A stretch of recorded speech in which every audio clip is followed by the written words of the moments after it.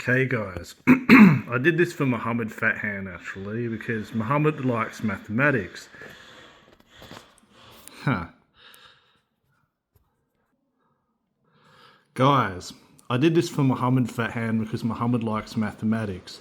So today we were actually looking at things on YouTube to revisit the past, and it's actually to make the quadratic formula, deriving the quadratic formula. I suppose it's like the proof. So it's to find the x-intercepts basically of a quadratic equation when it's hard to factorize. Or it even works if it factorizes. You can still use the quadratic formula if it does factorize. But if it's hard to factorize, it's like a foolproof formula where you might get the answers in this form with the square root not actually solving itself. So you might have like roots as the x-intercepts, right? So this is how you start it. So whenever y equals 0, you find the x-intercept. So you substitute 0 as y. And then what you do is you remove the a, because the a is a bit of a problem. So you factor it out and then divide through by a. But you have to say a can't equal 0, because obviously if it equaled 0, you wouldn't even have an equation here. It would just wipe. It wouldn't work properly. So moving down, so we've gotten rid of the a. Then you have to complete the square. So it's halve the coefficient of x. You have to halve it, so you just divide it by 2 there. Like that's halving that thing there by putting the 2 there. Square it and add it. So I always remember when you complete the square, it's halve it, square it, and add it, right? But if you add something there, like we've just added it here when it didn't exist before, so you have to subtract it here. So you basically cross those out and you go back to that. So you actually haven't altered it by minusing it here, right? So that's what you do there. And then that whole thing factorizes it by the perfect square rule. So you get that there.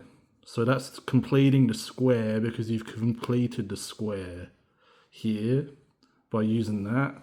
And then obviously those things there still exist here and they haven't gone anywhere.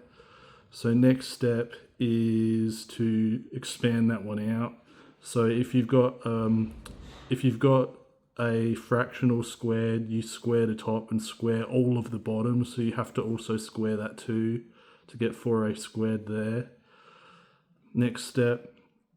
So basically, to make it easier, so that was to make that positive, you end up just taking them to the other side. So you just switch those around. So that's obviously, if you move those over here, it's negative all of that, so you actually get that there. So then next line, you find a common denominator here. To condense all of this, you find a common denominator. So that's look, I could have actually done 4a squared there, actually. That would have been a common denominator. I didn't see that at the time. I just times those together just for convenience sake.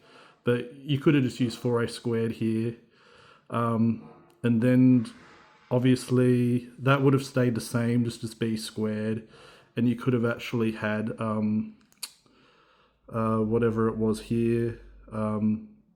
If I had 4a squared there, it would just be 4ac here instead of 4a squared c. So you could have just done that, but I just times them together to get that. Then you cross multiply that times that there, that times that there. That'll still work for you.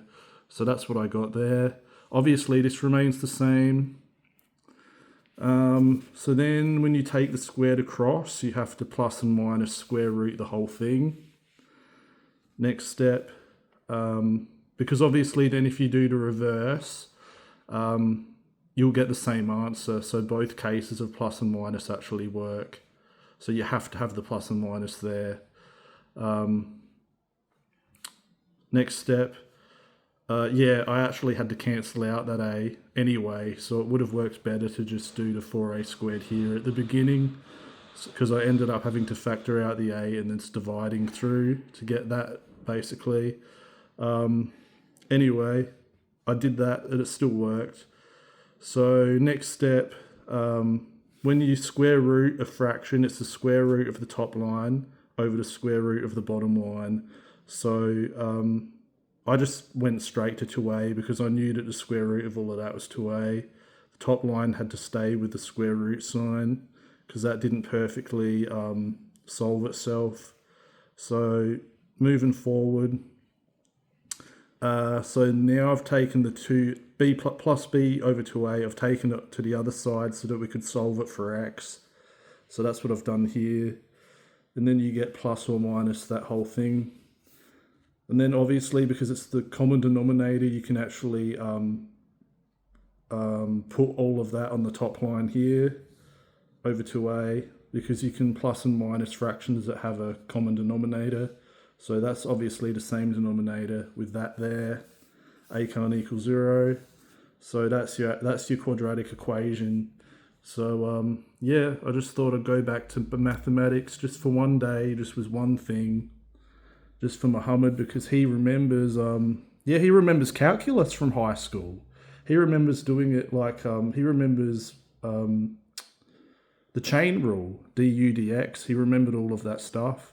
So, and he remembers the quadratic equation. So I was like, okay, well, I'll do this for Muhammad then. So Muhammad, I hope you followed it and remembered it. So he did like mathematics, people.